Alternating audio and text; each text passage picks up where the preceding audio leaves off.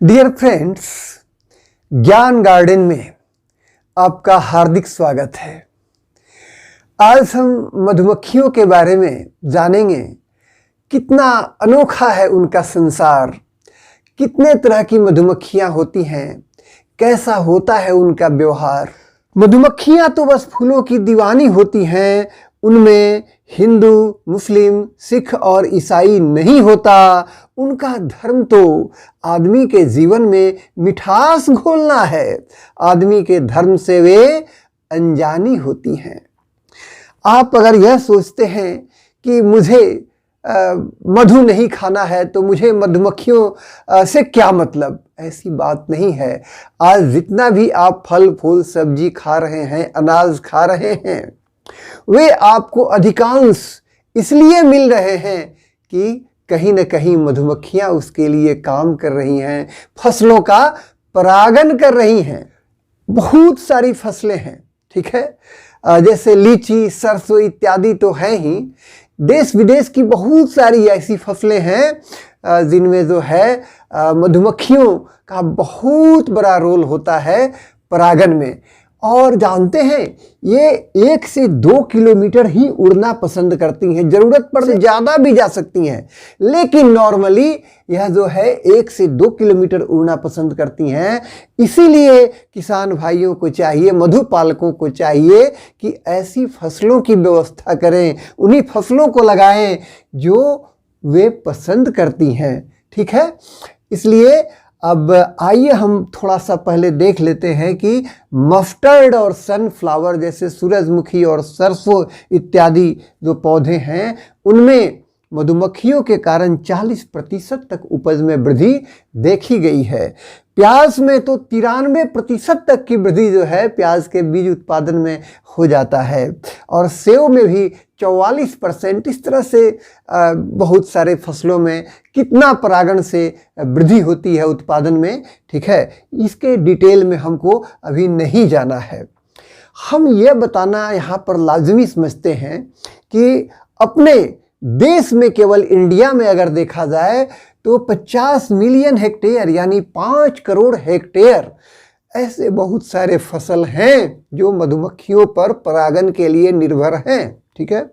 और ऐसा माना जाता है कि प्रति हेक्टेयर जो है 3 कॉलोनी मधुमक्खी की होनी चाहिए, ठीक है।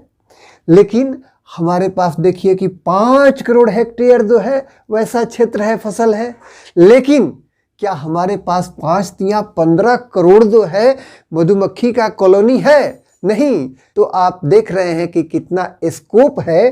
तो यह तो हुआ इसका आर्थिक पहलू।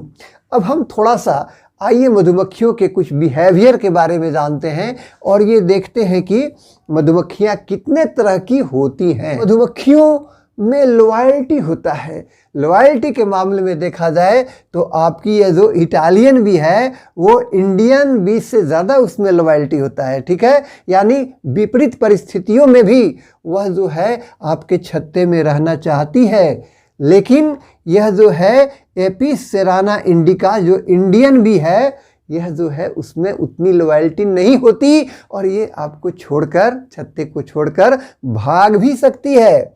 पहले तो हम ये देखें कि ये जितने मधुमक्खी हैं, जितने तरह के, इनका क्या क्या मतलब योगदान है, ठीक है।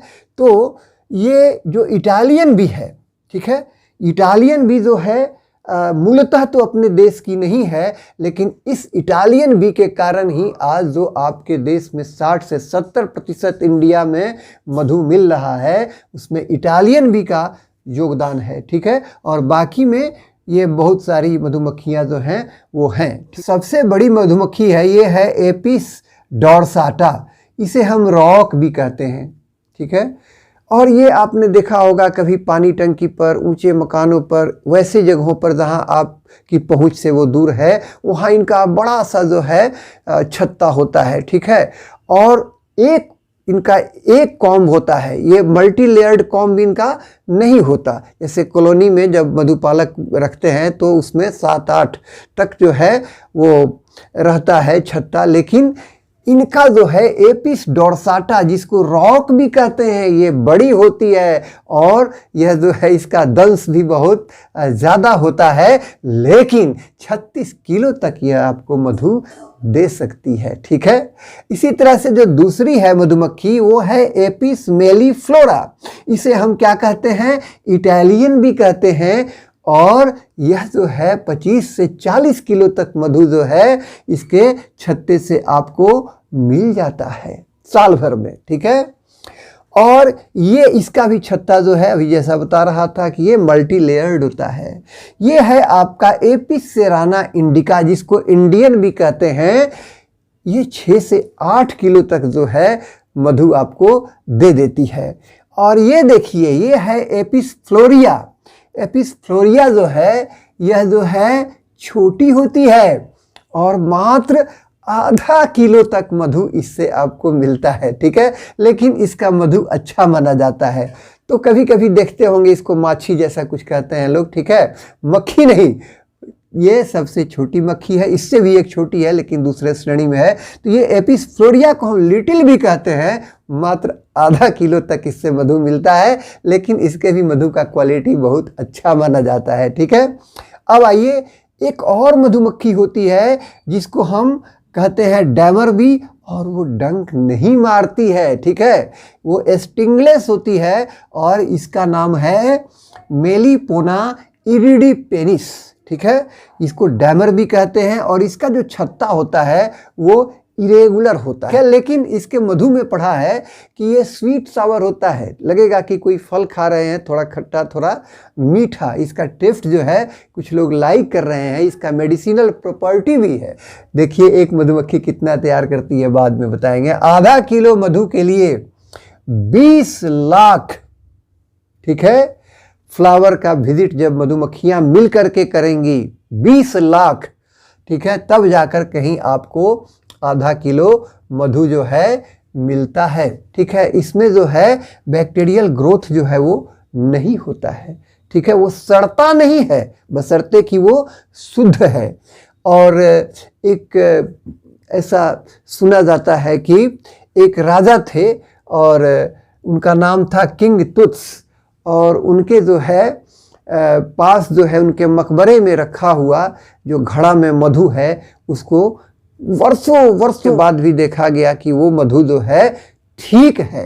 लोगों ने ऐसा पाया। ठीक है, अब देखिए कि मधुमक्खियां उन फूलों को ज़्यादा पसंद करती हैं जिनसे वो परिचित हैं। बिल्कुल अनजान फूल पर या एक बैग आपने कुछ विदेशी फूल लाकर वहाँ लगा दिया, उसको वो उस पर विजिट करना पसंद नहीं करती हैं। ठीक है, आप तो ये जान ही रहे हैं कि केवल फीमेल मधुमक्खी ही काट सकती है आपको। जो डंक मारती है वो मेल डंक नहीं मारता है, वो फीमेल मधुमक्खी डंक मारती है। और आश्चर्य की बात है कि जब आपको डंक मार देती है उसके बाद खुद जो है उसका प्राण निकल जाता है, वो मर जाती है। ठीक है, अब ये देखिए इफेक्ट ऑफ स्वेटिंग। स्वेटिंग का मतलब मधुमक्खी को आपने देखा, आपने उसको झाड़ दिया। तो जो ही आप मधुमक्खी को झाड़ते हैं, ठीक है, किसी एक दो मधुमक्खी को देखा झाड़ा, तो उससे फेरोमोन हार्मोन एक निकलता है। ठीक है, और वह जो है स्मेल उसके और साथी सब जान लेते हैं और वहाँ पर तुरंत आते हैं। ठीक है, ज़्यादा संख्या में आ जाते हैं। तो ये उनका एक बिहेवियर है।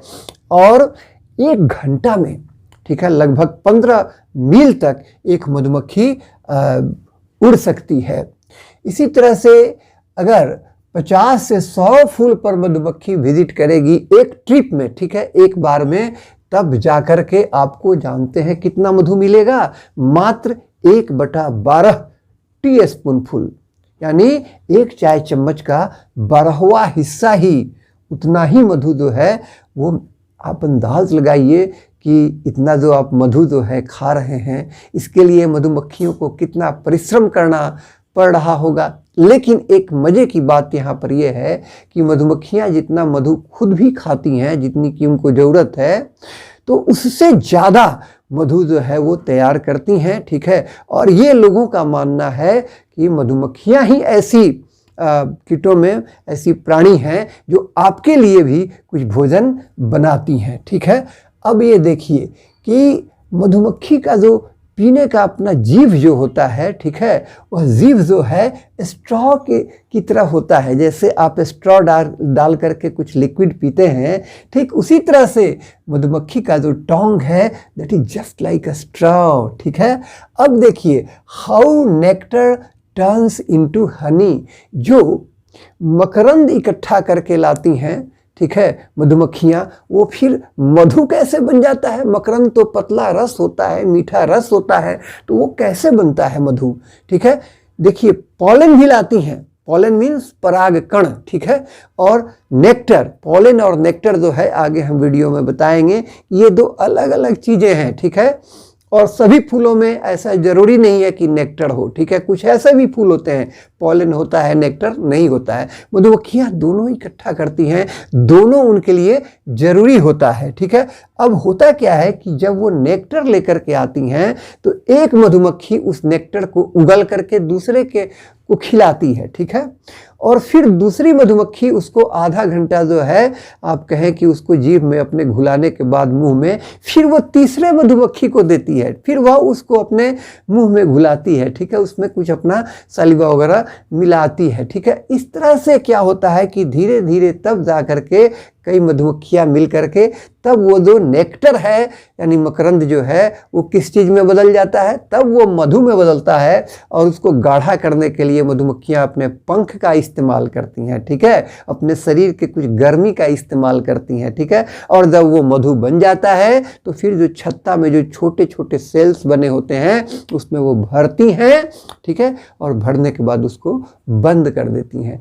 और यह सब काम कौन करता है? यह काम जो है श्रमिक मधुमक्खी करती है। इसके बारे में हम आपको बताएंगे कि एक कॉलोनी में कितने तरह की मधुमक्खियां होती हैं, वहाँ डिवीजन ऑफ लेबर किस तरह का है। अब आगे देखते हैं कि बीस आर टाइडी, ठीक है, ये बड़ी साफ सुथरा प्राणी है, ये जो है गंदगी इसको बिल्कुल पसंद नहीं है। आगे हम यह भी देखेंगे कि कैसे अगर मधुमक्खी के शरीर में दर्द है तो दूसरी मधुमक्खी उसका कैसे सेवा करती है, कैसे उसका देह दबाती है, अगर कुछ शरीर में लगा है तो कैसे उसको साफ करती है। Beat wings 200 times in 1 second, 1 second में अपने पंखों को वो 200 बार फड़फड़ा सकती हैं। और इसी बीटिंग से क्या होता है कि वो अपने मधु को गाढ़ा करती हैं, ठीक है, और इसी बीटिंग से जो है ना एक तरह का एसी वाला वातावरण जो है उनका तैयार होता है छत्ते के अंदर, ठीक है। अब हम थोड़ा देखते हैं कि क्या वे सुन सकती हैं, इसके बारे में आगे जानते हैं। क्या पॉलन और नेक्टर एक ही चीज़ है